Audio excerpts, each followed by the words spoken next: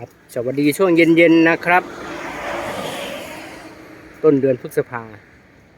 วันที่2ที่3ครับนานแล้วนะครับที่ไม่ได้เจอกันนะครับเพราะว่าช่วงนี้ครับหาตลาดแล้วก็สุขภาพไม่ค่อยดีครับอยู่เป็นเดือนที่ไม่ลงคลิปให้ดูนะครับผมนี่ก็ผักทอพุเท่าได้กลับมาดูครับวันนี้มาอัปเดตครับสวนถั่วพูของสวนของพี่เสือนะครับอันนี้ก็ส่วนนี้ก็ประมาณพื้นที่ใช้ประมาณงานหนึ่งครับเก็บไปแล้วหนึ่งรุ่นนะครับได้ถั่วพูประมาณ200 กว่ากิโลนะครับอันนี้ก็คือพักแล้วก็ให้น้ำแล้วก็ให้ปุ๋ยครับเพิ่มไปก็เก็บใน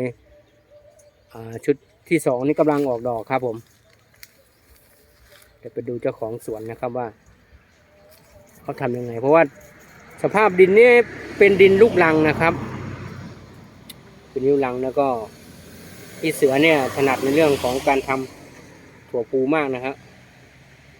ให้ปลูกก็ไม่เหมือนที่พี่เสือเขาปลูกนะครับออกดอกดีนะฮะแต่กำลังติดดอกครับนี่ชุดที่2เลยนะครับนี่กำลังติดดอกให้น้ำให้ปุ๋ยแล้วก็ให้เขาพักแล้วก็ติดดอกส่วนที่2นี่กำลังจะติดดอกครับชุดแรกก็เก็บไปแล้วครับในชุดหนึ่งเริ่มมาดูครับพอดีกำลังตัดแต่กิ่งเลยครับเก็บฝักแกออกพอดีครับ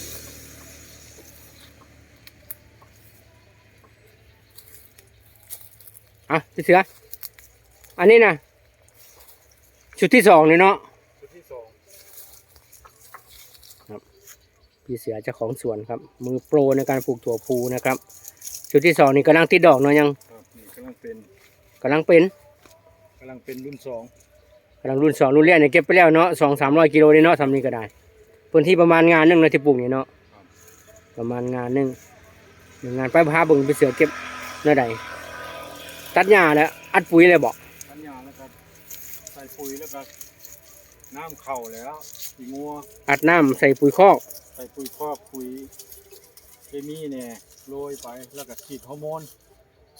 ไข่ฮอร์โมนไข่ฮอร์โมน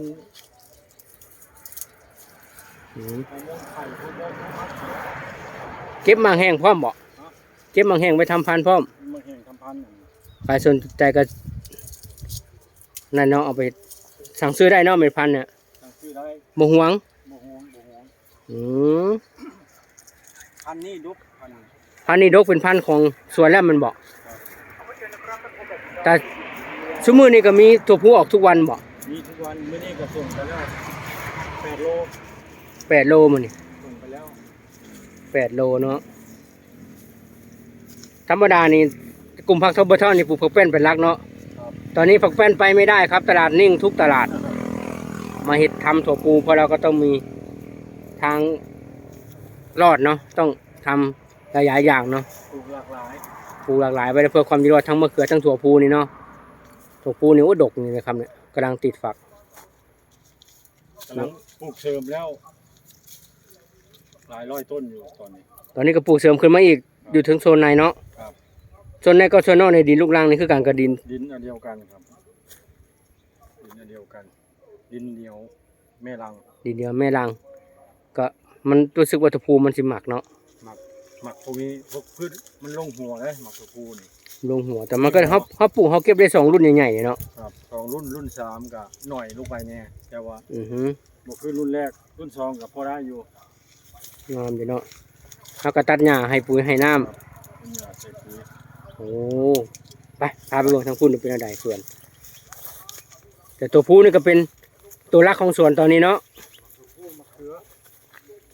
มะเขือเปาะถั่วพูผักแป้นนี่ก็เรียบร้อยช่วงนี้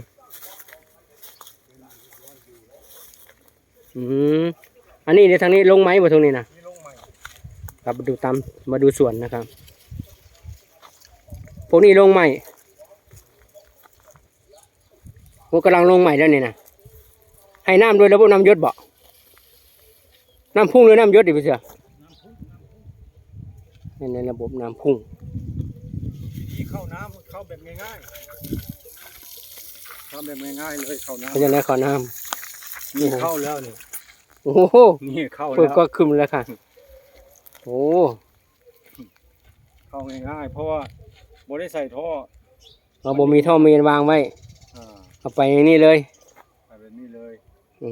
ม เดี๋ยวให้มันเต็มสาย เดี๋ยวพอมันเต็มสายกระปุ้งปุดๆเลย เดี๋ยวเบิ่งให้มันเต็มสาย อือหือปลูกให้ระบบน้ำพุ่งน้ำมีแล้วเนาะ วางท่อน้ำไปเลยแต่เป็นดินเนี่ยไปดินลูกรังเม็ดใหญ่อยู่เลยเนาะ ลูกรังปนเหนียว รังปนเหนียว นี่เต็มเลย